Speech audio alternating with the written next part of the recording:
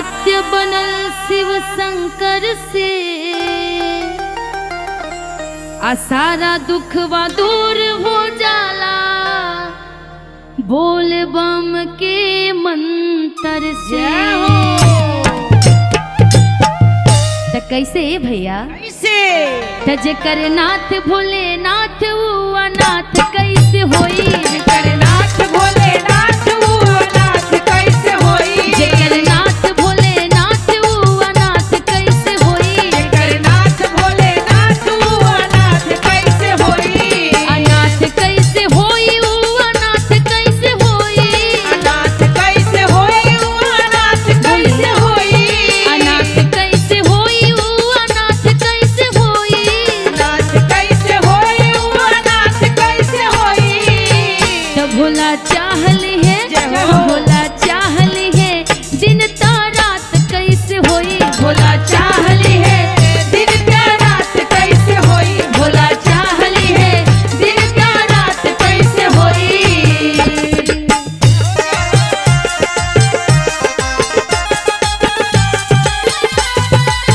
बोल शंकर भगवान की जय हो।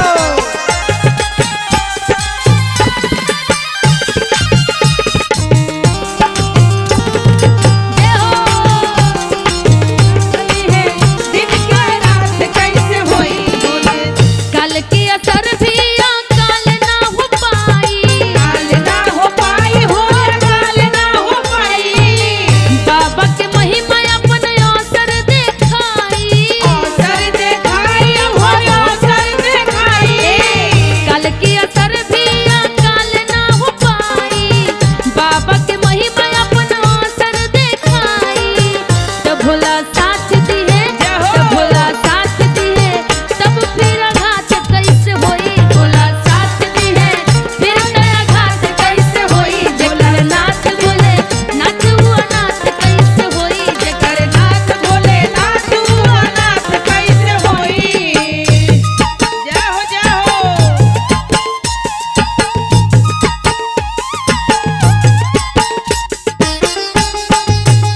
सब कृपा बाबा राउरे हा। जय हो, क्या बात है। जेकर नाथ भोलेनाथ ऊ अनाथ कैसे होई, जेकर नाथ भोलेनाथ ऊ अनाथ कैसे होई। श्रद्धा के बात पर शरद कैसे होई, शरद कैसे होई हो, शरद कैसे होई। शिव के भक्त ना लाचार होके रोई, चार होके रोई हो, चार होके रोई। कहल जाला कि भक्ति में शक्ति बा, हाँ, जेकरा भगवान पे भरोसा बा, जय हो। जेकरा साक्षात कालो के महाकाल काल है भोलेनाथ जी पे भरोसा बा, ओकर काल कबो कुछ ना ना बिगाड़ी। होई। कहता कैसे बा? कैसे श्रद्धा के बात पर शरद कैसे होई, शरद कैसे होई हो, शरद कैसे होई। शिव के भक्त ना लाचार होके रोई, चार होके रोई हो, चार होके रोई। श्रद्धा के बात पर शरद कैसे होई, शिव के भक्त ना लाचार होके रोई।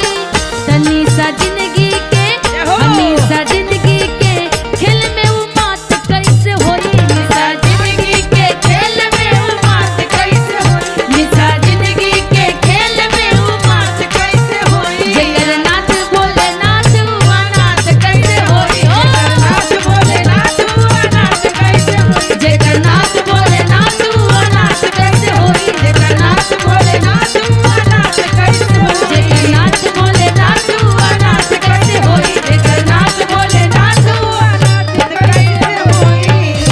कि जेकर नाथ भोलेनाथ ऊ अनाथ कैसे होई।